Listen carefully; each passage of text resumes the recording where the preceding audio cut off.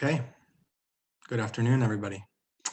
Before I start, I just want to ask everyone who isn't speaking today to kindly keep their videos off and their audio muted.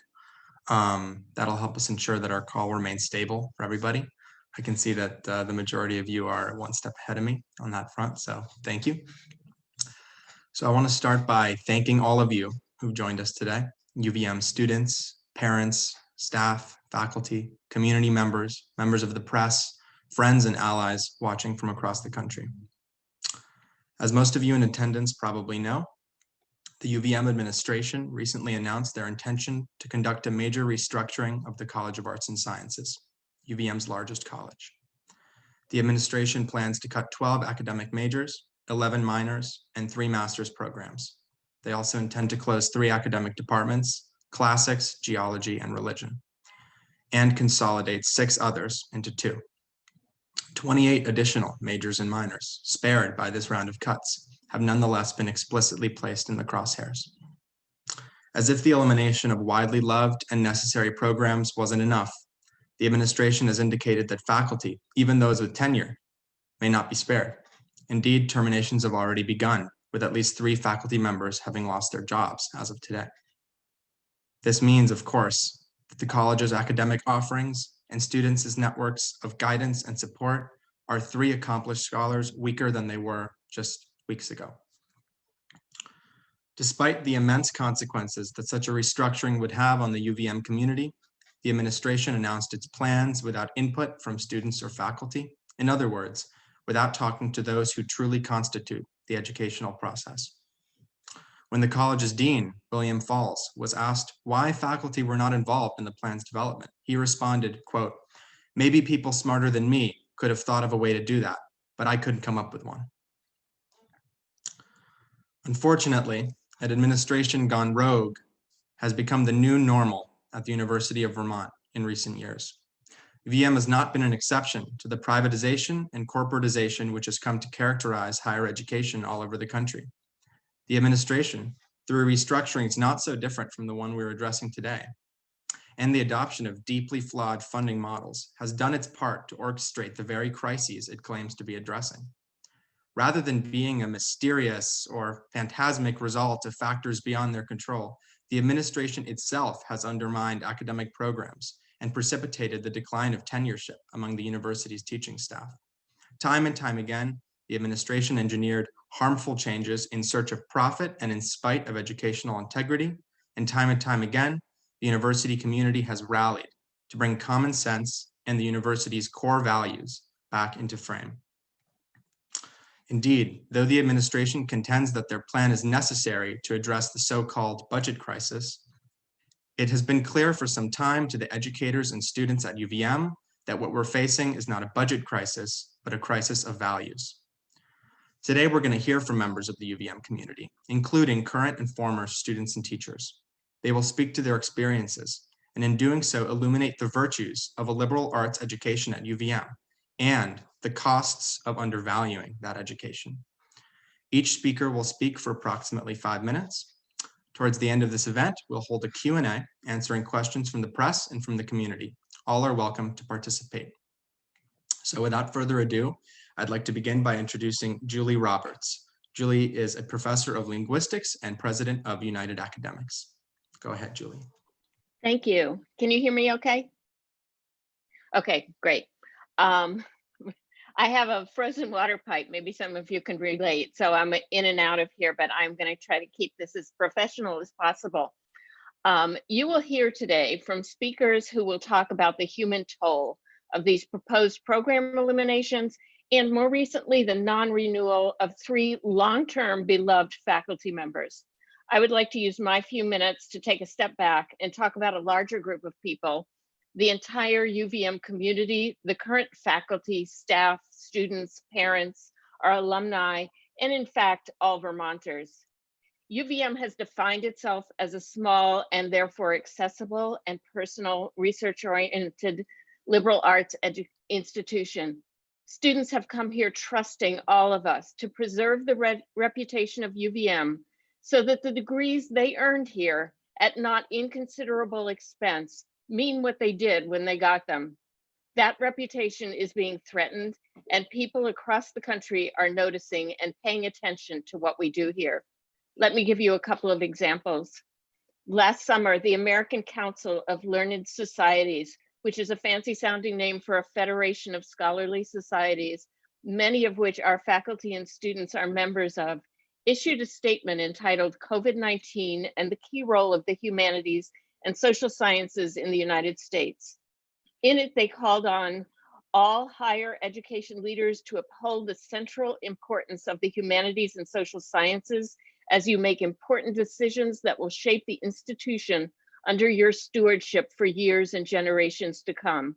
This statement was signed by many member organizations such as the American Academy of Arts and Sciences, the Association of American Colleges and Universities, the Phi Beta Kappa Society, and over 70 societies representing a wide variety of fields of study, including modern languages, history, cinema, media studies, and more. This statement was not directed specifically at UVM, but it is now apparent that we did not heed this call. So on December 11th, the ACLS issued another statement, which begins, on Wednesday, December 2nd, 2020, the University of Vermont announced a proposal to cut 12 majors and 11 minors in the College of Arts and Sciences. These include majors in Asian Studies, Latin American and Caribbean Studies, Romance Language and Cultures, Latin, Greek, German, and Italian, as well as the elimination of the Religion and Classics departments. It further calls on all of us to encourage colleagues and administrators to think about the consequences of eliminating programs of study in the humanities and the humanistic social sciences, and to encourage faculty and administrators to work together to strengthen them. The academic community of the United States is watching and listening and is concerned about what is happening here in Burlington. We have collected letters and statements, dozens of them, on our United Academics website, some from scholarly societies such as the Modern Language Association, the American Anthropological Association, the American Academy of Religion, some from other universities such as Rutgers, North Carolina State, and closer to home, our colleagues at St. Mike's, Champlain College, and Middlebury. In addition, there have been critical news stories, locally, of course, but also in Forbes, the Chronicle of Higher Education, and Inside Higher Ed. In other words, UVM's reputation is changing, and not in a good way. These actions of the UVM administration have already started to threaten the reputation we have built over decades. Instead of being thought of as a small research-oriented liberal arts institution, we are looking more like a university at the forefront of the destruction of the humanities and social sciences in higher education. Yes, these actions and proposals all have great human costs, not just for faculty whose jobs are threatened, but for students and alumni who are mourning the loss of the obliteration of programs they hold dear. There is also the larger issue of what does a UVM education mean? What is our reputation in the world of higher education? Is it to be a staunch protector of a liberal arts education, or an institution at the forefront of bringing it down? UVM administrators, my message to you is that many are watching. Thank you.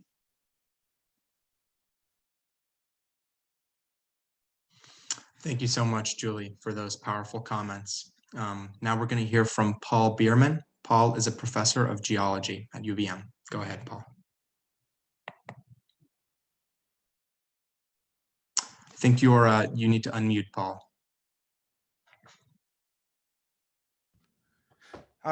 Thanks for having me.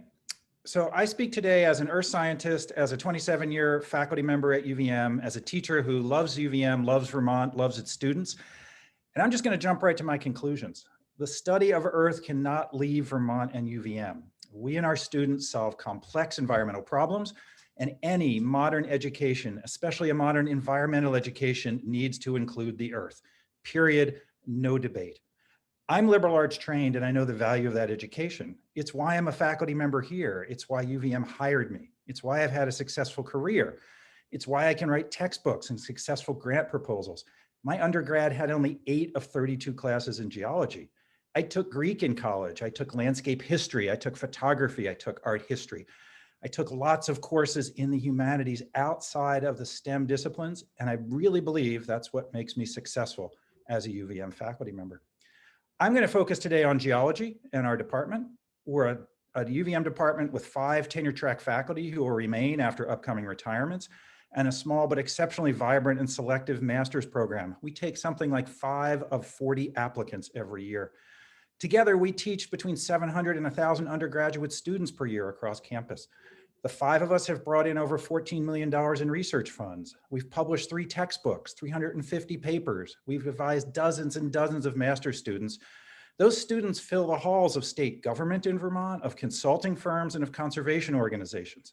There are decades of institutional knowledge preserved for the health of our state in our department. And just as an aside, our master students have led papers in journals like Science and Nature. That's not the norm, and that's something right now that the university is endangering. We are a department that for years has served the people of Vermont. We study groundwater, we study landslides, we study erosion, we study the quality of Lake Champlain water. We help people site septic systems. We work on soils. We house a landscape change program with 72,000 images of Vermont. We work closely with historians. We work closely with people in the humanities. We house the Perkins Museum. I don't want you to be fooled by the old name of geology. We're doing so much more now than our name. We do the earth in its entirety. And in fact, my background is some of my students out in Huntington, digging holes and looking at soils. None of us in the department understand the administration's actions. We don't know how and why they made these decisions. All we can do is look and say, how can this be strategic? It doesn't advance the goals of our new president, who has stated that we need to become the environmental university and an R1 research institution. There was exactly one metric that led to our proposed termination. That was the size of our undergraduate programs. There was nothing about impact, nothing about funding, nothing about land grant mission, nothing about publications, international reputation, the numbers of students we teach. One metric, the size of our undergraduate programs. And then, of course, there's what I would have to call wishful thinking from the administration, that our classes will continue to be offered, the research dollars will continue to flow into UVM, our expertise will remain at UVM, it's in the official press release, and it's in the emails that have gone out to students. And much as I like and respect some of our administrators, this is absolute and pure fantasy. The headhunters started calling our faculty the evening the termination went public. Our grad program has now been frozen. Our teaching assistant stipends were taken away. Makes us wonder who is going to teach those 250-person classes that geology is famous for, classes in intro geology, in climate, in extraterrestrial life, in earth hazards, classes that matter to people all across campus. None of us faculty have assurance we'll be here after May. In fact, we lost our first faculty member yesterday. Our undergrads are writing anxious emails. Some are transferring majors, others wondering if they should leave UVM to study the earth somewhere else. Yesterday, I was told by a UVM higher up that they lobbed a hand grenade into the college to get the change process started, and now the whole thing is a hot mess. As a senior faculty member, I've spoken to many of the higher ups at UVM. I can tell you there is no plan B. There is no coherent vision for the future of our staff and faculty in geology, no coherent vision for our service and research expertise in geology. There is none. So let's switch gears. We all want to stay at UVM. We want to continue to contribute to the education mission and the research mission and our state. We've been working really hard over the last 2 years to rebuild and modernize our curriculum and our entire approach to understanding Earth and integrating with the rest of UVM. We want to take that so much farther. So without a vision from above, we've taken matters into our own hands. And the 5 of us are crafting a broad vision that we hope will unite people studying Earth in one new unit at UVM. It'll be a one-stop shop for the campus and the community. Our vision includes a new, more relevant undergraduate curriculum. It includes outreach classes to the rest of the university that will bring in people of every major to understand Earth as it's relevant to them. We want to tie better the UVM science expertise to the rest of the university and the state. We want to be a unit that connects us more tightly with the private sector environmental science consultants, the US Geological Survey, the State Geological Survey. We're building a model that truly respects the teacher-scholar approach at UVM and emphasizes the relevance of understanding Earth in the context of people and society. And that's key. That's part of the liberal arts education. We plan to tackle problems at all scales, local issues, national issues, international issues.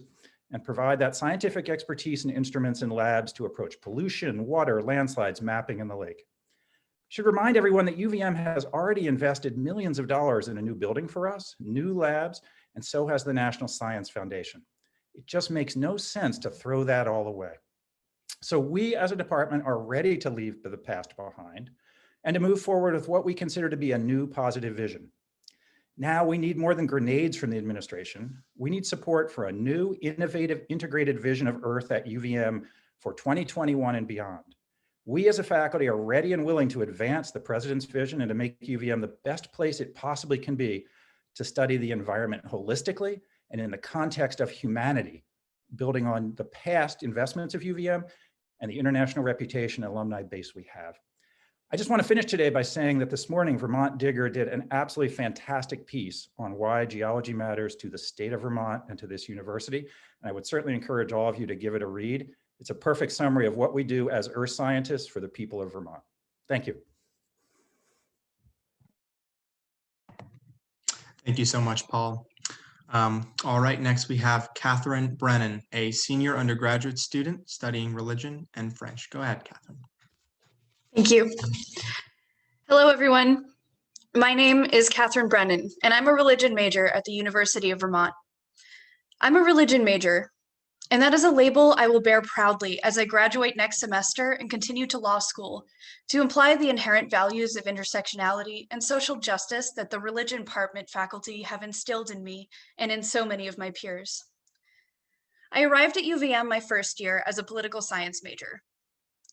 The discipline of political science claims that institutions, systems, and governments are the locations of change. Personally, I found this disheartening. Much like the situation we find ourselves in now, I wanted a world in which corporate institutions don't hold all of the power. I was dissatisfied with my major, and as a first year, I wondered if I might find what I was looking for at another university, and so I considered transferring. I took my first religion class just for fun, the second semester of my first year, and I found that religion offered me the same critical study of societies, institutions, and governments, but also proved that individual people matter. I remember asking the professor of that class, Professor Morgenstein first, if we could meet to talk about what a religion major looks like. I remember being nervous because Dr. Morgenstein first is an imposing and incredibly articulate scholar. I brought a long list of questions, but found myself focusing on the one questions that I was conditioned to ask. How will I succeed in life with a religion major? The advice she gave me that day shaped my undergraduate career. She told me to follow my passion. If I study what I'm passionate about, I will excel. I changed my major immediately. I'm proof that majors matter. I would not have been satisfied nor successful with a general liberal arts degree in a major I was unhappy with. Since that day, the faculty of the religion department have pushed me to be a better student and person. Whether it be Professor Borchert encouraging me for the first time to become a class note taker for my peers, a role I have filled every year since, or volunteering his own time to help me pursue academic questions that interest me just because he knew I cared about them, or Professor Morgenstein first, who has pushed me and all her unsuspecting students from day one to do better, to be better in our work and our lives. I could go on, but the ways in which the religion department have influenced me are far too many to name here. I ask now a question Professor Morgenstein first has ingrained in me from the very beginning. So what? Why does any of this matter? The answer is simple. My story is not the first, nor the last time the religion department will help a student come into their own. Beyond scholarship, absolutely fundamental to learning about diversity on a white majority campus, social justice and intersectionality, the religion department offers students like me the opportunity to be better. If UVM truly values, and I'm quoting from the UVM website here, respect, integrity, innovation, openness, justice, and responsibility, how are cuts to the humanities justified? I learned these values and how to practically apply them in my religion classes. Without the humanities, there is no humanity in higher education. Without the religion department and major, UVM will lose students like me, who not only found their passion and voice, but grew into them through the guidance of the incredible religion faculty. UVM will also lose many classes that fulfill diversity requirements, not to mention that the students taking religion classes every semester are rarely only majors and minors, and often aren't even in the College of Arts and Sciences. I urge the administration to listen to us and reconsider this egregious proposal. Truly listen to all of us as we tell you that our religion major and department are far more valuable than you give credit. We face not only the loss of incredible world-class scholars and educators, but also the loss of the very values that UVM claims to care about. Do not cut religion from UVM. Thank you. Thank you so much, Catherine. I just want to take a moment to say that you may be seeing some questions in the chat. They will be revisited during the Q&A segment. So speakers don't feel pressured to answer them now. You'll get an opportunity to answer them at the end. We're going to hear now from Penny Evans and Annalise Holden, who will share their time. Penny is a lecturer in the classics department, and Annalise is a sophomore studying Greek and classical civilization. Go ahead. Hi, everyone. Can you hear me? Great. Today, I would like to share with you some thoughts on what we lose when we lose classics, if our department is eliminated and our majors, minors, and MA programs terminated. The proposed cuts and CAS only address 10 to 13% of CAS's overall deficit. We've been told that these cuts are performative, a way to show the administration that CAS is making an effort to clean up its house. So what do we lose in this performative cost cutting? Numbers, in particular, the 2.1 cited by the administration as the average number of students our department graduates. Numbers like these do not do justice to our contribution to the intellectual life of the university and broader Vermont community. We teach courses that regularly enroll over 100 students. We contribute courses to environmental studies, gender, sexuality, and women's studies, history, the Honors College, Jewish studies, political science, and speech and debate. Since 2017, the number of undergraduate majors the department serves has increased by 31%. We achieved this despite having lost 3 faculty. Our inability to cover required courses was cited as justification for our termination, even as we continue to offer all necessary courses. We find ourselves in this predicament through no fault of our own, but because the administration decided not to replace 2 faculty upon retirement and chose not to renew a lecturer's contract. Right now, there are 60 students on campus pursuing a course of study in either classics, Latin, or Greek, 11 of whom are double majoring or minoring. That is 60 students majoring or minoring in either classics, Latin, or Greek. UVM is one of the nation's first land-grant institutions. The proposed cuts threaten UVM's promise to contribute to the cultural well-being of the state through projects, initiatives led by the classics department, such as Latin Day, now in its 45th year, attended by anywhere from 500 to 1,000 Vermont high school students. The Vermont Classical Play, which sold out in 2018 and was praised as one of the most successful humanities outreach events on campus. The Veterans Reading Group and prison teaching through UVM's Liberal Arts in Prison program. I worry about the long-term ramifications of UVM's vision for the future. Can UVM promise that our courses in classics will be offered 10 years from now or 20 years from now? Or will the courses be retired as we retire or our contracts are not renewed? We've been told that the structural deficit is due to the financial aid need of our students and a greater number of Vermont students who pay in-state tuition. What message does this send about UVM's values and its commitment to the education of its students and local community? UVM is at a critical juncture. It can choose to succumb to these trends, or it can stand firm in its promise to provide a comprehensive liberal arts education. Thank you. Annalise? Hi all. I want to offer my perspective as a student of the classics department. When I was applying to schools around this time 2 years ago, I was only certain that a program in the humanities was what I aimed to study, and I knew that UVM had a broad catalog of humanities programs. In the same vein, UVM was the only school that I applied to that had a classics department. After my first semester, I knew the classics department was where I belonged, and a year later, I am majoring in Greek and classical civilization, and I discovered a passion for ancient languages along the way. I benefit greatly from the education that I received from the department. With the guidance and care of my wonderful professors and classmates, I found a home of my own in the classics department. And through my personal and academic ups and downs since I started at UVM, I find myself studying what I love, supported by those around me. My hope is that other students will be able to experience the same joy of learning about classics that I experience.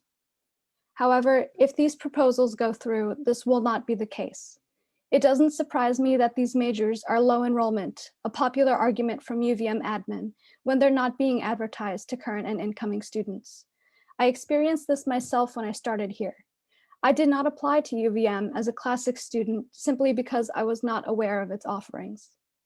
I also work on the Student Language Advisory Committee to advertise humanities to other students, work that I am proud of, but would not be necessary had the College of Arts and Sciences advertised these programs more. Because of this issue, I don't believe that the proposal to cut the classics department and others has come as a recent and immediate decision, but as the result of years of systematic lack of support from the College of Arts and Sciences and the University of Vermont. It is difficult to be a student with a great passion for learning in an environment that views the requirements of my education as a price tag, and it's sad to me that I have to justify why a classics education is important, even though it's proven itself time and time again over thousands of years.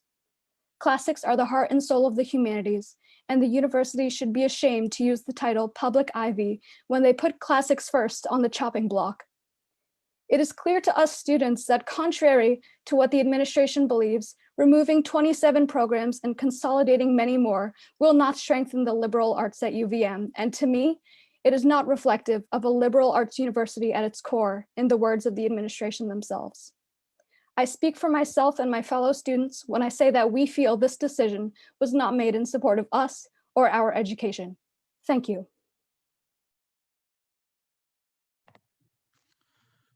Thank you so much, Penny and Annalise, for those profound remarks. We're going to hear next from Allison Bechtel. Allison is a Vermont author, MacArthur Fellow, and a former UVM professor. Go ahead, Allison.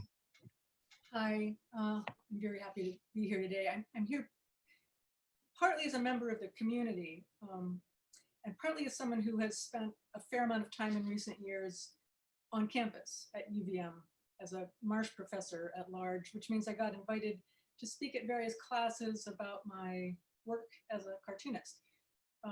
Sometimes I would get to a class that had been assigned one of my books to read, but often that wasn't the case. I would just be invited in to talk about any number of things to a really staggering array of departments. I visited lots of English departments, but also classes in the political science department, the history department, an animation class, a class on the social, historical, and philosophical foundations of education, human development, and family studies. One year I participated in the Hispanic Forum. Another year I did a graphic novel workshop at the medical school of all places.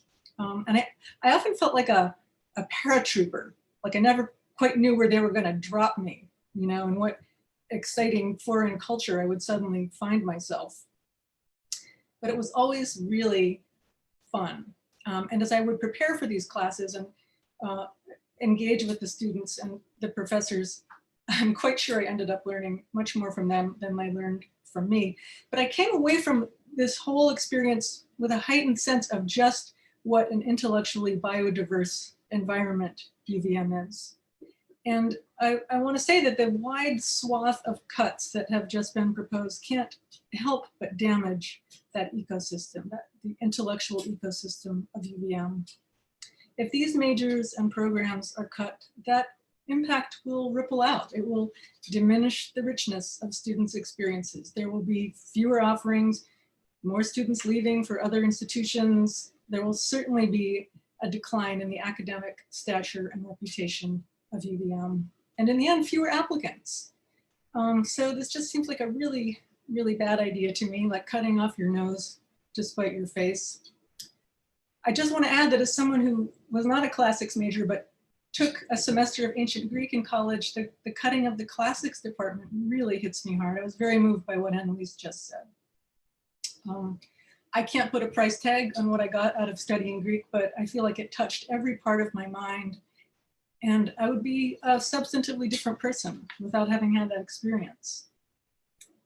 There seems to be an attitude on the administration's part that this intellectual diversity is some kind of expendable luxury, but there's clearly a financial value to a thriving and nationally competitive university. UVM is an integral part of Vermont's creative economy. As someone who's not officially part of the university, I feel like I have a pretty objective sense of how beautifully its biodiverse environment spills out beyond the confines of the campus and enriches the culture of Burlington and our entire state. I've lived in Vermont since the early 1990s, and when I moved here, UVM's reputation was pretty much great party school. But over these past 3 decades, I've seen that really change. And it's been a wonderful thing to see UVM become a truly respected and competitive, nationally competitive institution. I feel really, really proud of that as a Vermonter, and I think it would be tragic to see that trend reversed. That's all, thanks.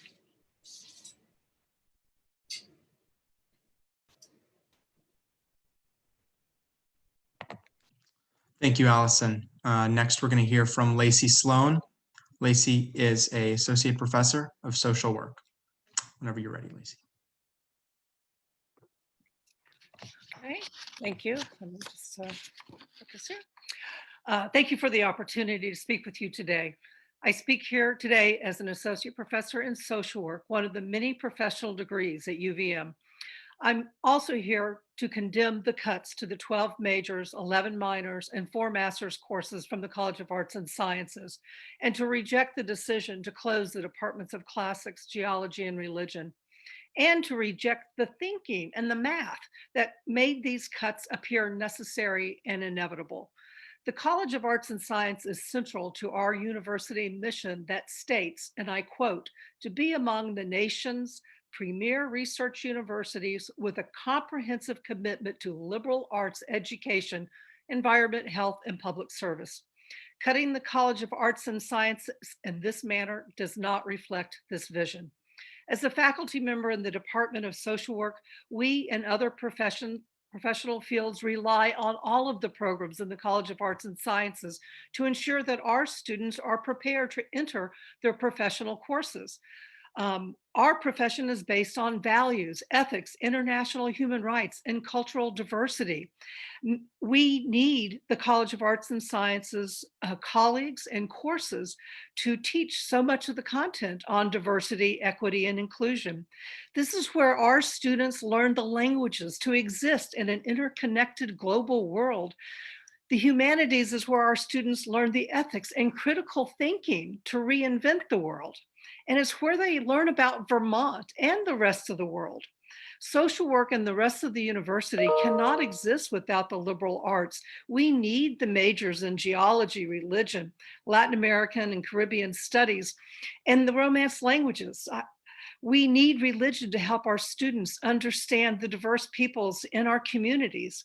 We need geology so our students can solve the environmental crisis. We need the languages and regional studies so our students can literally communicate with diverse peoples. Our accrediting body requires evidence of a liberal arts background as a foundation for all undergraduate social work programs.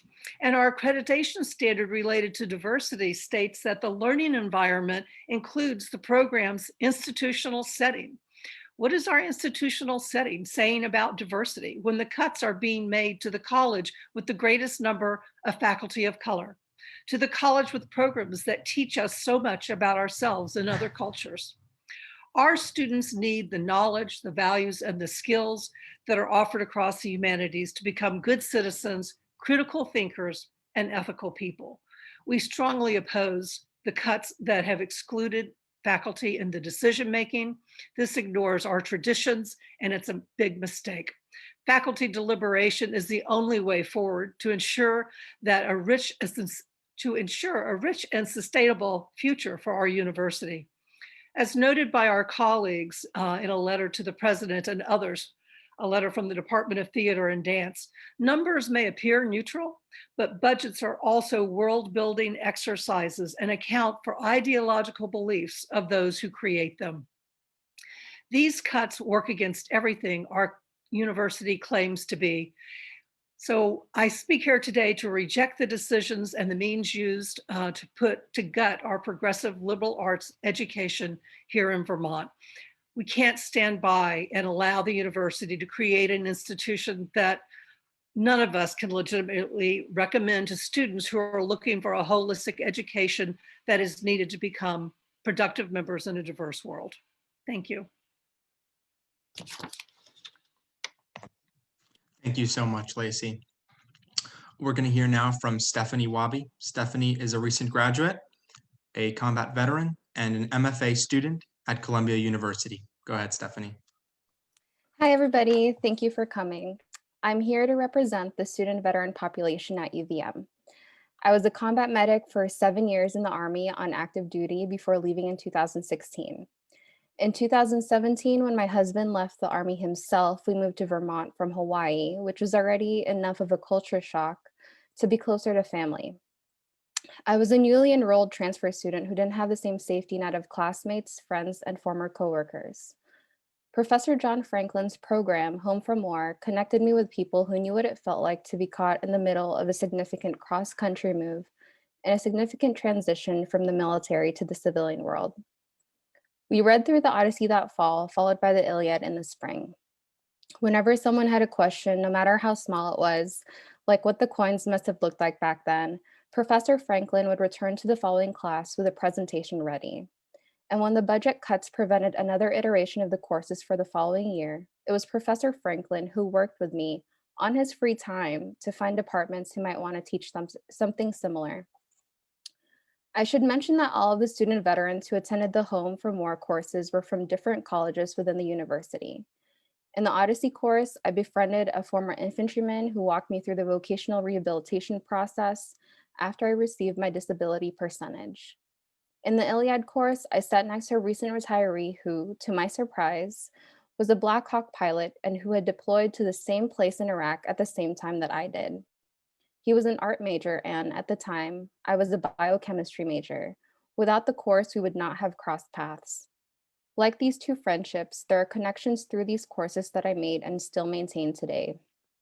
Professor Franklin created a community when he didn't have to. I'm grateful for the generosity, care, and attention that Professor Franklin and the Classics Department provided for the student veteran community. And I'm here to repay it with my full support and the support of the veterans all across Vermont. Thank you so much for having me here. Thank you very much, Stephanie, for that essential contribution. Our last speaker now is the Reverend Dr. Arnold Thomas, pastor of Good Shepherd Lutheran Church. Go ahead, Reverend Doctor.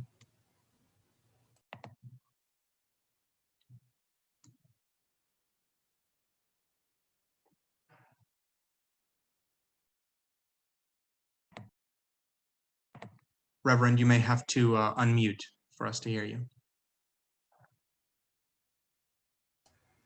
What I'm about to share is a letter that I have written to President Garamella that I will submit after this meeting.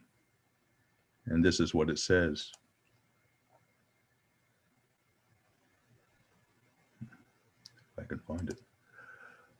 I write as a friend of education and your friend, highly respectful of you as a person and administrator, remembering fondly your gracious hospitality when we met shortly after your arrival to Vermont. I continually pray for you and your family and your successful tenure as president of the University of Vermont, especially during these most challenging days of the coronavirus pandemic.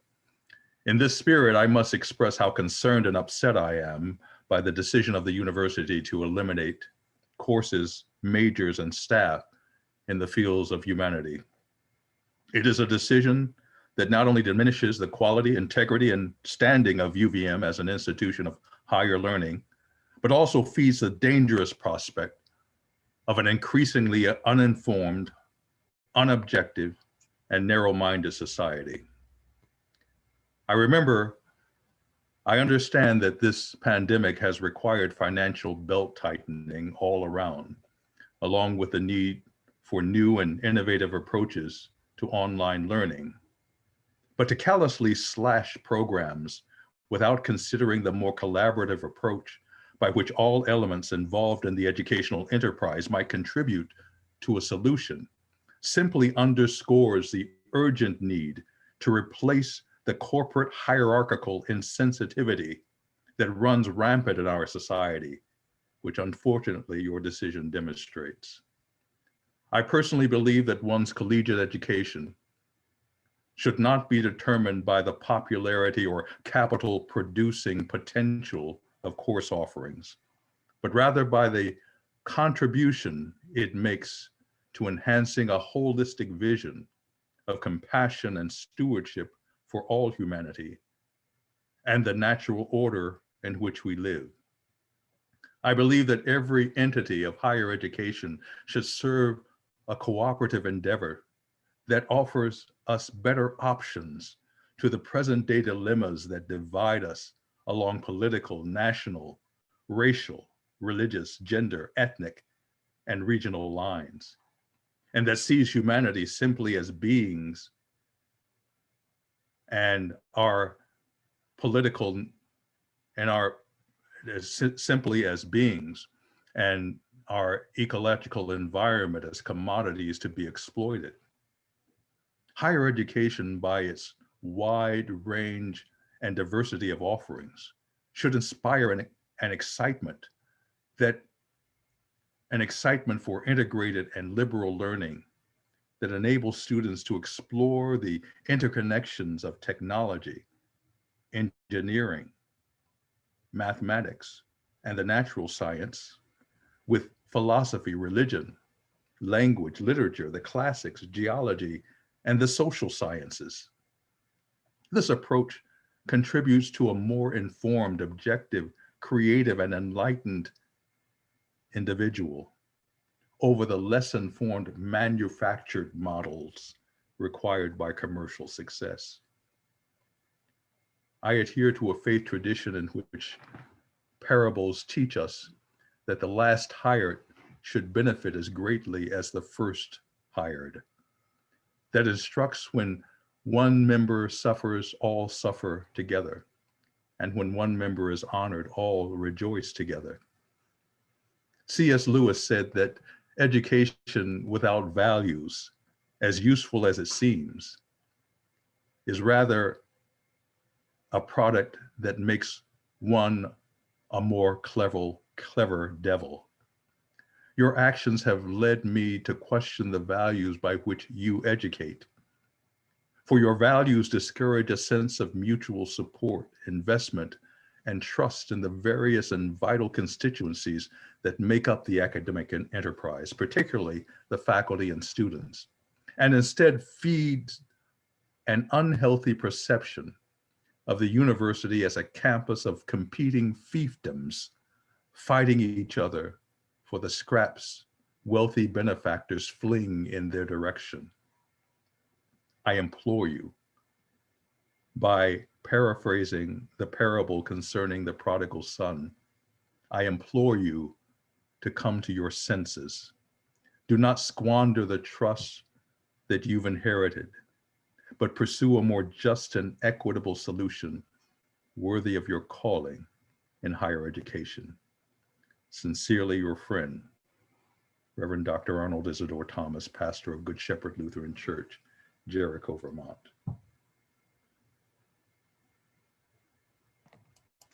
Thank you so much, Reverend. That concludes our lineup of speakers for today.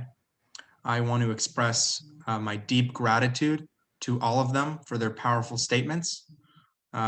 We will now have a brief Q&A session. Those who are in the Zoom call are free to utilize the chat function to field their questions. Those watching through Facebook can use the comment function to do the same. We will be monitoring both platforms for questions. Thank you. I'm going to begin by reading questions off in the order that they were set. If one of our speakers would like to respond to a question, they can put their name in the chat, and that way we can facilitate the order of answering questions. So we're going to start. We're going to start with this question from Mary Burke. Oh, sorry, from Susan Comerford. Can you describe what the overall vision is of this administration for UVM?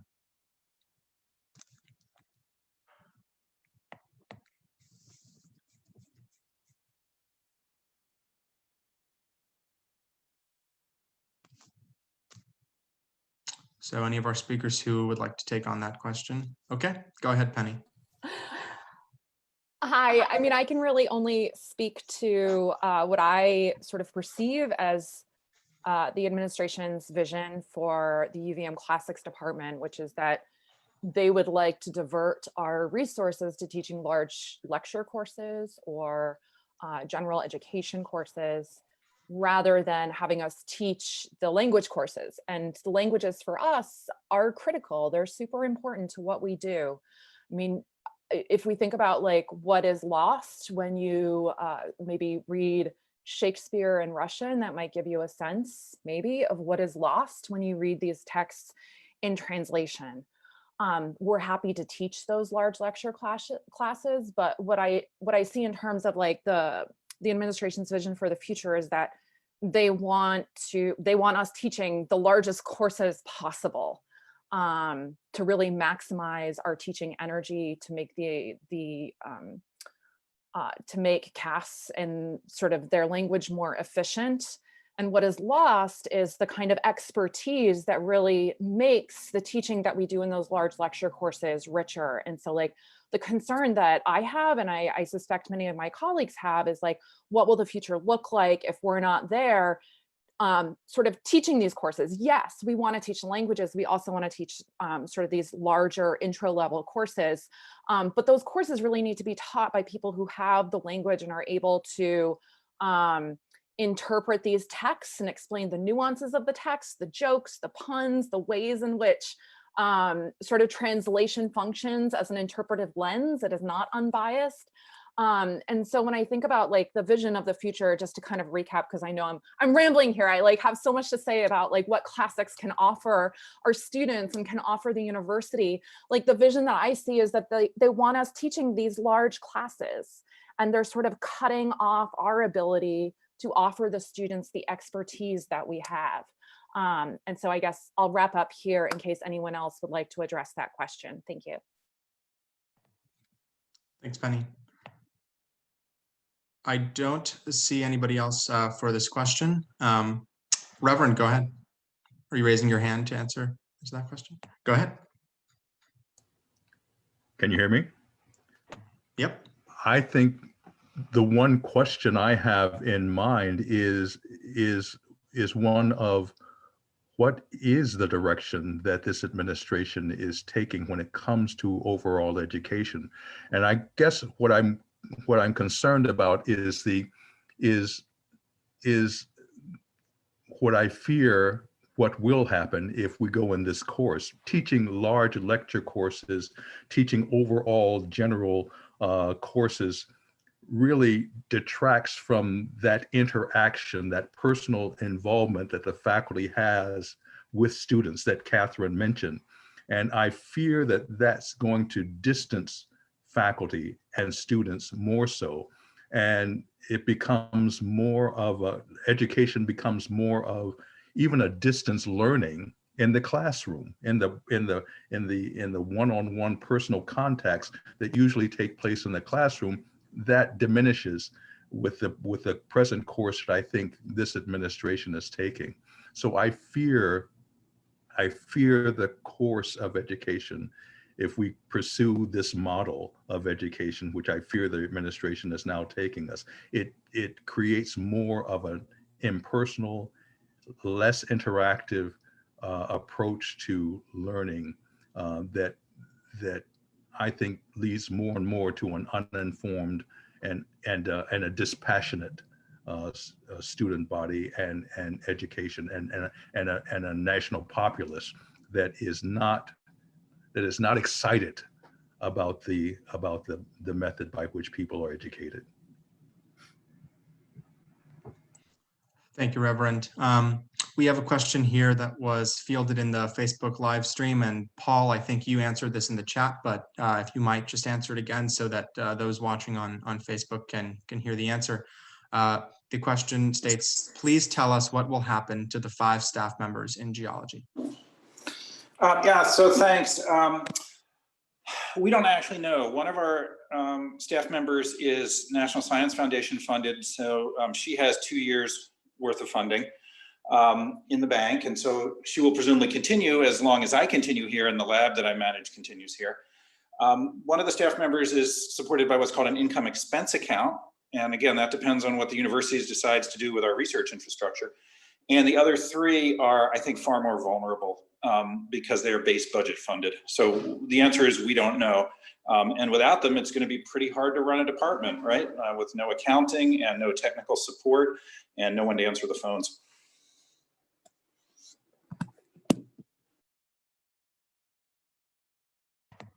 Great, thank you, Paul. I've got a question from Nancy Welch.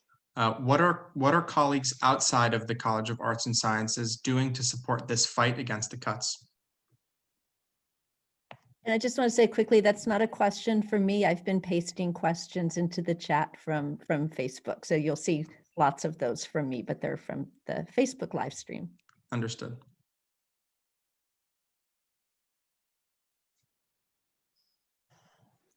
So Paul, again here, I can chip in on that. Sure. I have gotten dozens of emails from around campus from faculty that I've known from my long time here, all extremely supportive of both the liberal arts mission and in particular the geology mission toward environmental science, and that it's just critical to the environmental program, environmental science, engineering, plant and soil science, historic preservation. I could go on and on. I think right now faculty in the entire campus are running scared. They simply don't know. We were the first college to have these cuts announced, but apparently the letters have gone out to all the other colleges. I've had numerous deans reach out to me too, whose programs depend in part on what we do. So I think there's great concern around campus. And I think people right now are looking, they're running scared. They're looking at their own majors and units and wondering who's next. Thanks, Paul. I think Lacey, want to add to that? Well, I would also say that that faculty and departments and programs across campus have been mobilizing to write letters to the president, to the provost, to the dean, to the board of trustees. I think we've been trying to get our various associations, professional and otherwise, our constituencies to write letters. I know folks joined the car parade protest as well. So I think that people are mobilizing to support our colleagues in the College of Arts and Sciences for all the reasons that have already been mentioned, and will continue to do so. I don't know what future actions might look like, but we're going to stick with College of Arts and Sciences. Thank you, Lacey. So we have a few questions so for example, a question from Karen Frost. Do you suggest writing to the president of the university primarily, or is there a state government person to contact too? We also have a question later on from Travis Galileo. Can we bypass the college dean and university president and take our case directly to the board? So I think we might just pose a question under a general umbrella of what can we do about this? Julie, go ahead. Thank you. I'll just briefly say, first of all, yes, write any and all of those letters. If you're a member of groups, please encourage those groups to write letters as well. If you CC info@unitedacademics.com, we will also add it to our increasingly large collection of supportive letters and statements. So please do that. And yes, of course, write to legislators, right to the Board of Trustees. They are somewhat insulated. It's a little bit hard to write to them sometimes, but do it anyway. And as I said, CC others as well. But I think, yes, and I didn't have a time to say this in my statement, but what's happening here is also happening in the Vermont State College system. So I think what we're seeing here is a real devaluation of the liberal arts education in Vermont as a whole. And I think if we don't want to be the state that took higher education down, it's time to do something. Thank you.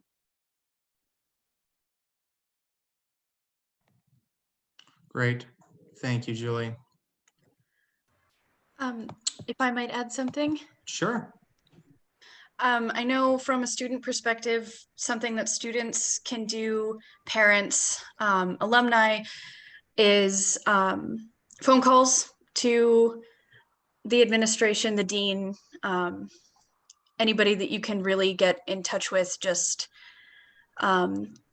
sending in your concerns in all of the forms that you can think of, such as letters or emails, calls, but just really kind of hounding them with your opinion on this will be helpful to really broadcast the idea that this is not okay.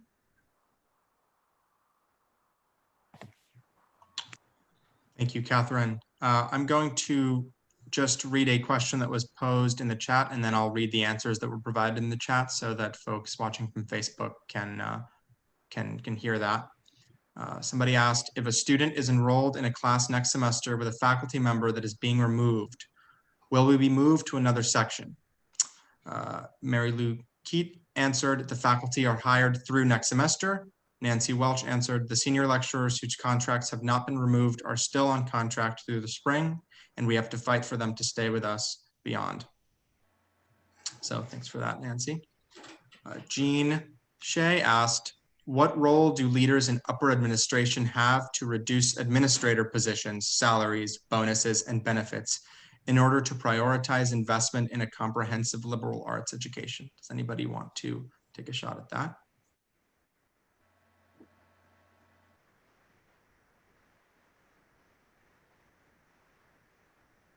Could you read it again, please? Sure.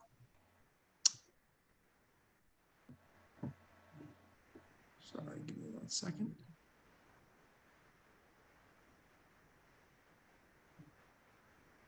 Jean Shea asked, what role do leaders in upper administration have to reduce administrator positions, salaries, bonuses, and benefits in order to prioritize investment in a comprehensive liberal arts education?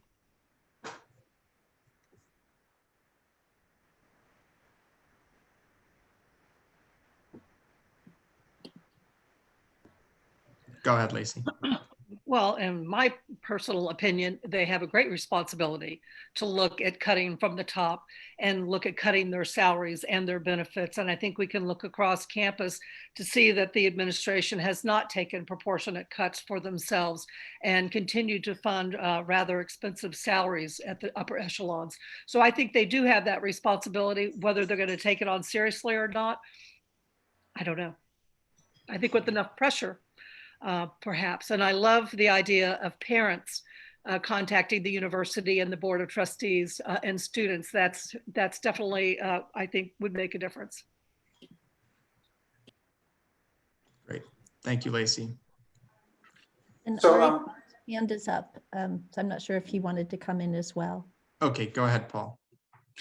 So I have one more comment to make, and then I have to leave for a PT appointment, but I think some other geologists are on the call and can answer geology questions. I agree completely that we need to push the administration as hard as we can to cut on their side. I'm also gonna, I think, make a challenge to all of us faculty out there. There are loads and loads of smart people here, and I take this both as a horrible insult to us and disturbance, but also as an opportunity. And I think we should be taking the brain power we have and using this as a way to really re-envision some of what we're doing. And I know that's uncomfortable. It's been really uncomfortable for our department, but we have made huge advances in the last 2 weeks as a team. We've agreed to stick together. We've agreed to work together. And we have come up with what I think are some amazing ideas for reaching out across campus and across the state. And so I would just encourage everybody, students, faculty, staff, to I don't always say this except put your thinking caps on. The administration does not have a plan. We need to give them a plan.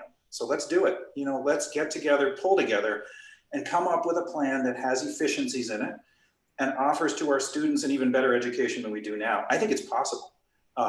And I think if we don't have an alternative, it's going to be much harder to lobby the state, to lobby the parents, to lobby for continuation of this expertise at the university. So I just hope we can all pull together, use this intellectual power that we have to come up with a better system than we have now, and one that's more stable financially, intellectually, and does not put us into a position where this could happen again in a year. So, we stop things now, and a year from now, the same stuff could happen. So that's my sort of parting words. I just want to thank everybody for all their ideas. And in solidarity, let's go forward and keep UVM a strong university. Thank you so much, Paul, and thanks for speaking today. I see a hand from Nancy Welch. Thank you. I just wanted to say quickly, I couldn't agree with Paul more, and I see in the chat that Lacey does as well. But I also wanted to say, I think that this is absolutely why we have to say moratorium now on these plans for layoffs, plans for cuts, plans for closure, because as Bill Falls himself acknowledged, he came up with these proposals all on his own, or with his, team of associate deans, and did not ask if, consider that there's a whole campus of creative, smart people. And so there's so much that we can do, but we can't do it under the gun, and we can't do it if we're being cut to death. So thanks. Thank you, Nancy. We have a question from Marcia Camp. Is this a path, by which I assume the cuts, is this a path for CAS, College of Arts and Sciences, to become the provider of general education courses for the other colleges, but without a depth of upper level offerings and research? Does anyone want to answer that? Go ahead, Julie. Thanks. I don't have anything very profound to say, except that yes, the answer to that is yes. It is, I think the College of Arts and Sciences will be essentially reduced ultimately to a service college. And I think you're pointing out that we will be a mile wide and an inch deep is quite apt. I think that's exactly I think in some ways the hidden problem. I'm not sure that everybody understands if you just say, oh, well, we'll offer these courses, that there will be really anything lost. And that just could not be further from the truth without the in-depth study to accompany these big general ed or diversity or, the other honors college TAP courses. They just will not be the same. And I think one of my colleagues said something about, in terms of the foreign language, they will be reduced to the level of a good high school. And I think we could probably make that same statement about many fields once they are cut to the point where they're not really viable anymore. Thank you, Julie. And let's hope that we can turn that will into a won't. We have a question here in the chat. Aren't professors in many of the fields being cut? 1, paid less than many in another college. 2, teaching enough students that they actually make money for UVM. Doesn't the College of Arts and Sciences support others at the university so that cutting it cuts support for other programs? Catherine? So I was actually trying to respond to the last question. Sure, go for it. Maybe more of an addition on a student perspective. I know personally I would not have stayed at UVM without the ability to have a major in religion. And I know from the petition that I started that many other students feel the same. And as far as a general a liberal arts degree goes, it is not going to be satisfying nor successful for many students, because it is the higher level stuff, the higher level opportunities that really build a student up in the humanities. Thanks, Catherine. I just might restate the question that I posed earlier. I think essentially what the question asker is getting at is asking, well, isn't the College of Arts and Sciences, you know, deeply connected with the other colleges, and so aren't cuts to the College of Arts and Sciences also cuts in a sense to the college as a whole? So if anyone wants to speak to that.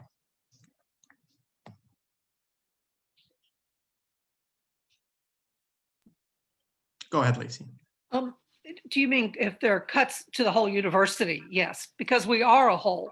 And as I said, we rely on the faculty and the courses, the majors, the departments, the minors, for our students to come out of UVM with a well-rounded undergraduate education, preparing them for graduate work.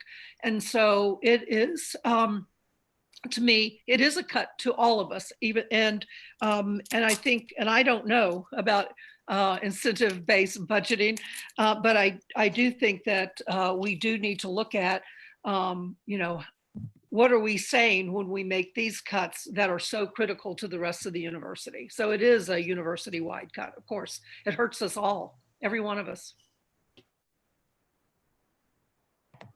Great, thank you. I have a Julia with a hand.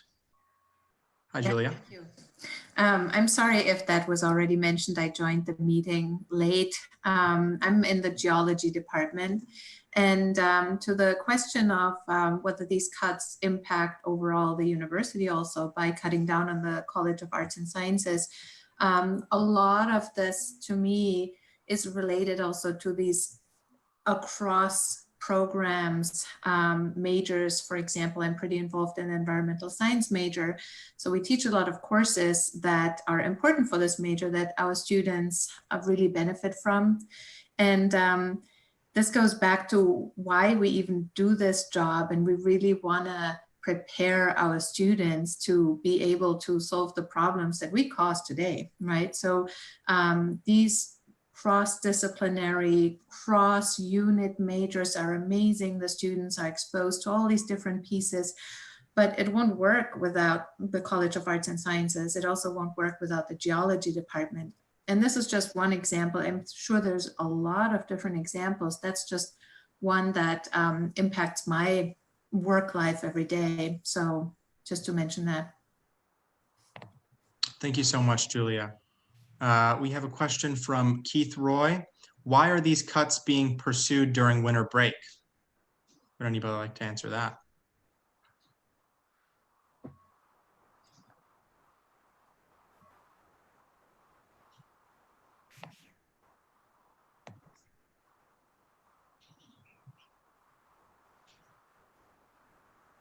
Go ahead, Julie. Yeah, I mean, some of it is actually probably not on purpose, perhaps. I mean, some of it has to do, at least the layoffs that are the non-renewals, has to do with when the contract mandates that faculty be notified if they're not going to be renewed. And we had one of those deadlines this past week. There is another one coming up in March, so we are not necessarily finished. But I also, which is why it's so important to do this now.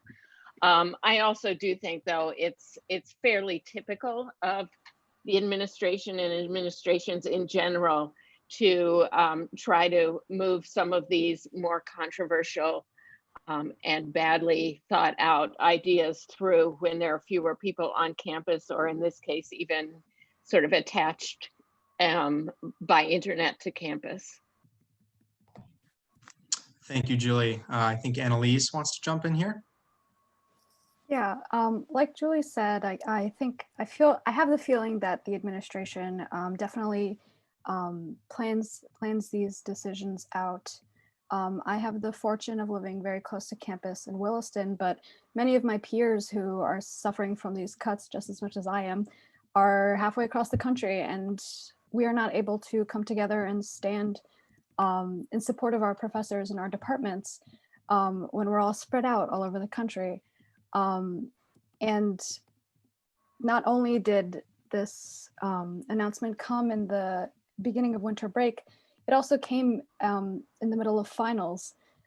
So my peers and I had to study and take our finals, not knowing whether our departments that we're taking our finals for would even would be cut or not.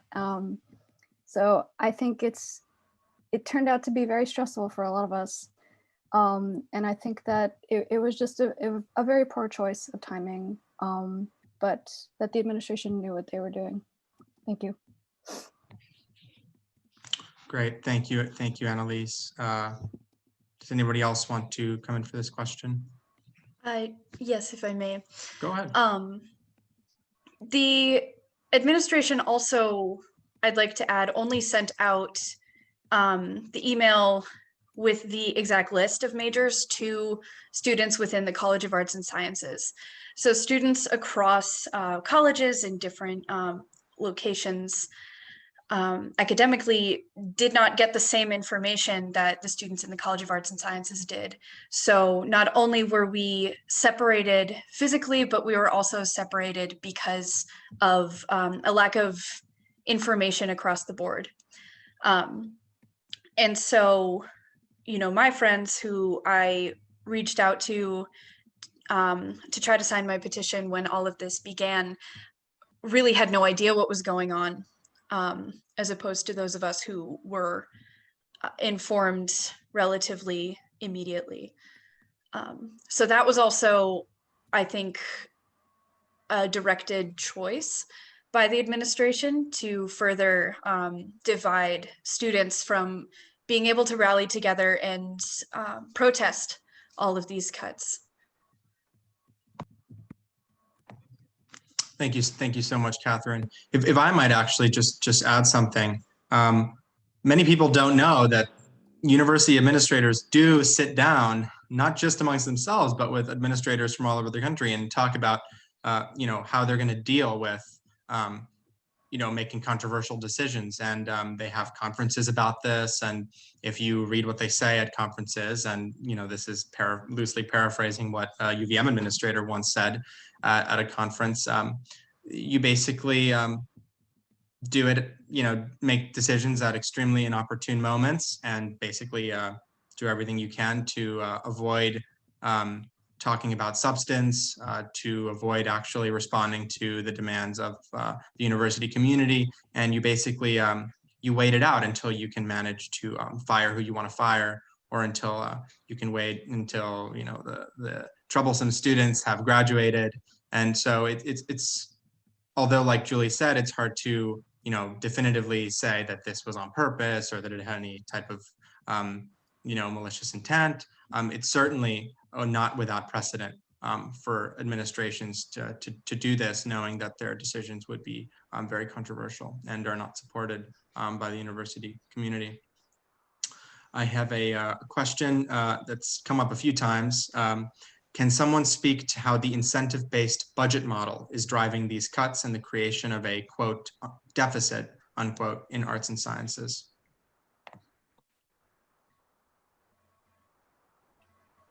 Does anybody want to talk about the IBB model?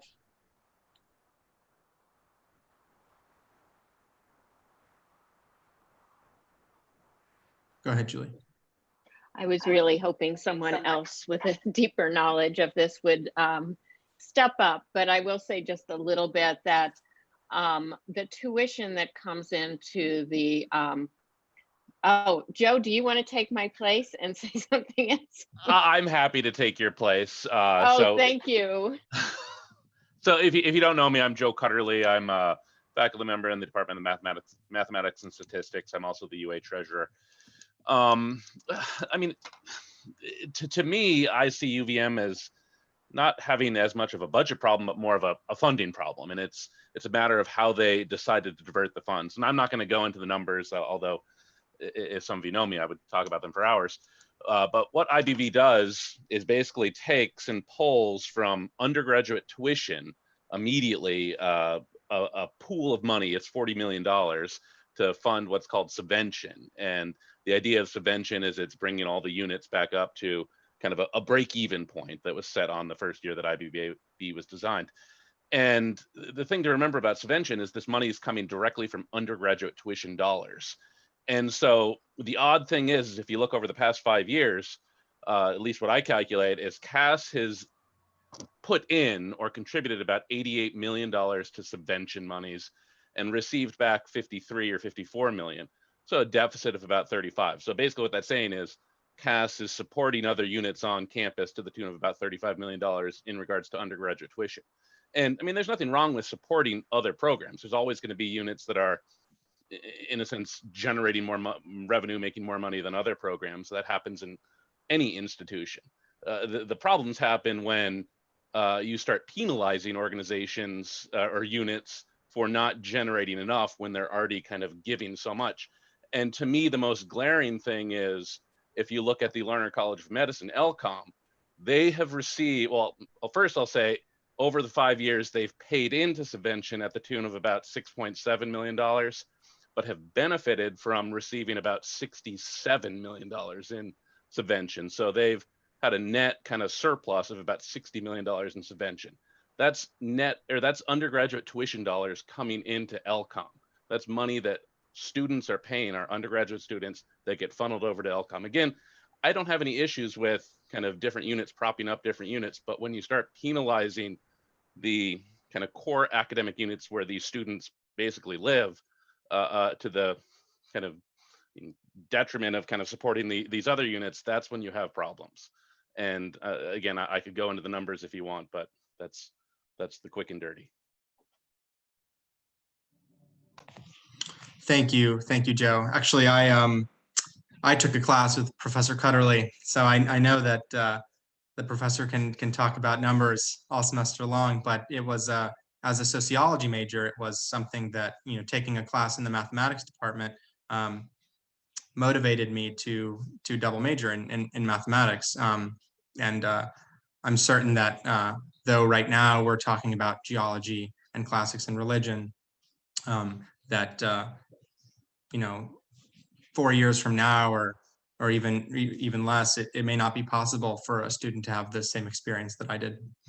Okay, so I want to just say that the next few questions should really be the last round of questions. If anybody wants to ask a question, another question, I would do it now in the next couple of minutes. We want to wrap up before 2:30. So we have a question here. What expertise does the Board of Trustees have as a body that prepares them to make these radical academic changes?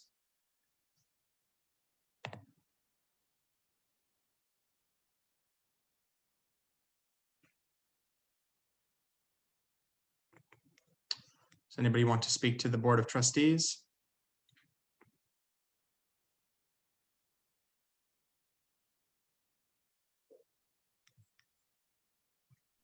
Go ahead, Julie. Okay. Again, just a little bit of an answer anyway. The Board of Trustees is made up of a few kinds of different trustees. The ones that seem to have the most say in, are the most influence, are the self-perpetuating trustees, which sounds just about as bad as it is. And they are generally business people who have a very good sense of how businesses work, but not necessarily a very good sense about how academic communities work. We do have legislative trustees. These are all listed, by the way, on our website, and also there's a Board of Trustees website in case you want to talk to them directly. The legislative trustees are mostly, although not entirely, legislators. So they have a varied group or a varied array of experiences but generally speaking are also not educators. So basically the Board of Trustees is has limited experience, as I said, with academic communities and pretty much no professional experience in academic communities and a vast business experience. Great. Thank you, Julie. So we have a question here from the Facebook live stream. How do you complete a global and regional studies major when your language choice is German, but there will be no German major and no 100 level courses offered anymore?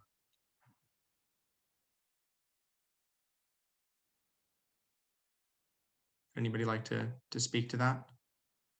I think this ties into the narrative that the administration has relied on, that you know, cutting majors and departments are not the same as cutting course offerings. Go ahead, Nancy. See your hand.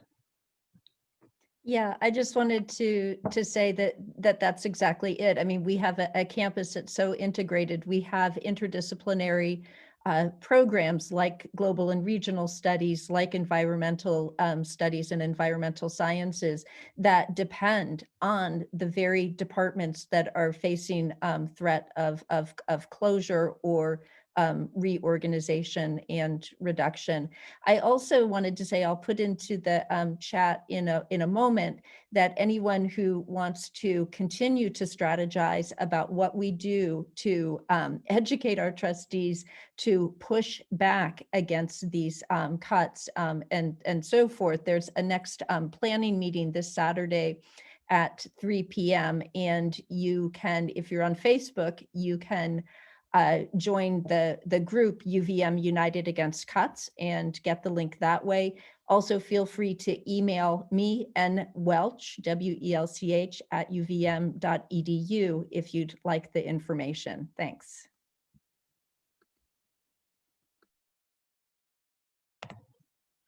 Great.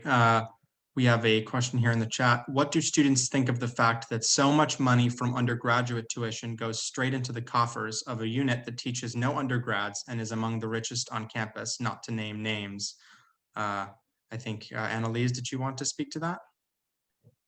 Yeah, I can totally speak to that. So I may not be the most, the best person to speak on economics, but I know for a fact that as a student, my family and I paid tens of thousands of dollars to attend this university. And it's as simple as, if I'm paying all that money and I'm being told that my department that I'm learning from is going to be cut, then where is my money going if it's not going towards my department? And my bill has been issued for next semester already, and I'm looking at it and I'm thinking to myself, if my tuition dollars for the University of Vermont aren't going into my department, then maybe I should consider spending my tuition dollars at another college. It's as simple as that. That is how I feel about that question. Thanks, Annalise.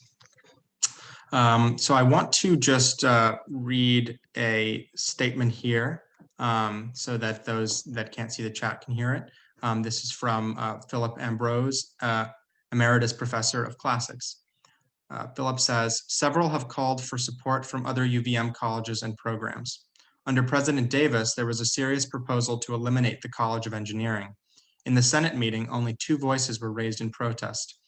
Ed Feidener's from theater and mine from classics, both from the College of Arts and Sciences. Yesterday, the dean reported in the College of Arts and Sciences meeting that engineering was in the black. I appreciate the support I have heard from today's panel and hope for similar support from outside the college when this issue comes to the UVM Faculty Senate. So thank you. I wanted to read that out. I thought it was a relevant contribution. I also see a hand from Mary Lou Keat. Mary, did you want to say something? Sure. I'm an alum of UVM, and I'm also a professor in the English department. I'm also the mother of alum from the graduate school. And even just as a faculty member, we get hit up with requests to donate to the University of Vermont. These now come from the UVM Foundation, which is our new alumni association. I strongly suggest that everyone who is an alum or a future alum or the parent of an alum or a faculty member send a message to the foundation saying that for these reasons, you are going to be withholding your contributions. My husband and I, my husband's also an alum and my daughter is an alum. We have all three sent such a message, and we have canceled our annual contributions. I mean, no, it's ironic. I'm a faculty member and I contribute to the foundation, but that's just the kind of chump I am. But if you all let them know that even people like you, graduates who might only give $50 when you graduate, if you say you're not going to do it, they're going to start listening. And I strongly suggest that when you do contact members of the Board of Trustees, you also mention that. So just a suggestion. Thanks.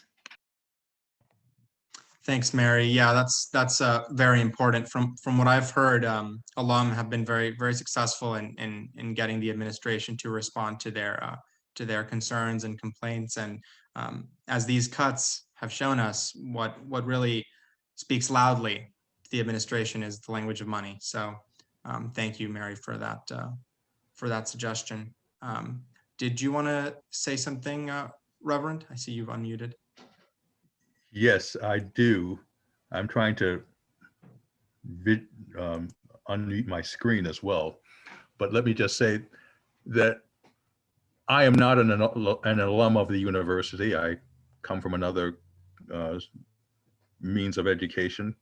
But as a member of the community who has heavily relied on faculty and staff resources from the university in engaging my immediate community in programs of information, racism, and America Forum heavily relies on the resources of the University of Vermont. I am concerned about what is happening, and I think it's important for me as an individual and for the wider community that is not directly affiliated with the university to inform the trustees and to just support the faculty, to let the university know that there is a wider community out there that is concerned and supports the efforts that the university is making to resist the decision that has been made, and that the resources of the university in many ways reflects the desires and the objectives of the wider community to present a way of life and an informed way of life that the university contributes to. And so the cuts that the university is now pursuing not only reflects the university, but also reflects the wider community. And the wider community is definitely invested in the success of the university. And so we will definitely be making our voices and our presence known to trustees as well as other entities that determine the life of the university. And the other thing is, I'm concerned, I wonder to what extent the Board of Trustees not only reflect the national representative business communities, legislative communities, but also to what extent the Board of Trustees reflect the immediate environment of the university, people who live in the community, who are concerned about what happens to the community and are invested in what the university does as it reflects upon the wider community. Thank you, Reverend. So that concludes our question and answer. I will just read a clarifying question and answer here about the IBB model. Somebody asked on Facebook, are the funds that Professor Cutterly mentioned from tuition or from grants plus tuition? And Professor Cutterly clarified that the numbers that were mentioned are strictly connected to net undergraduate tuition. So undergraduate tuition minus financial aid. In the spirit of wrapping up the Q&A, there was a final question that read, 3 senior lecturers in English, geology, and history have been notified that they are being laid off after 31, 28, and 12 years of service, respectively. What can we do to save these jobs? Well, one thing that we can all do is get involved. Join UVM United Against Cuts. This is the group of students, faculty, staff, and community members that organized this event and will continue to organize events in the future. There's a Facebook group, which you can find by searching up UVM United Against Cuts. If you're in the Zoom call, you'll also find a link to that somewhere in the chat. You're also welcome to reach out to any one of us, and we can put you in touch with the organizers of that group. I want to thank all of the speakers for your powerful and profound testimony. And I want to thank everyone who came to this event. And we will see you all. We'll see you all on campus, whether that be in person or virtually, and we'll certainly hope to see all of you on the picket line, so to speak, going forward as we protest these cuts. Thank you very much, everybody.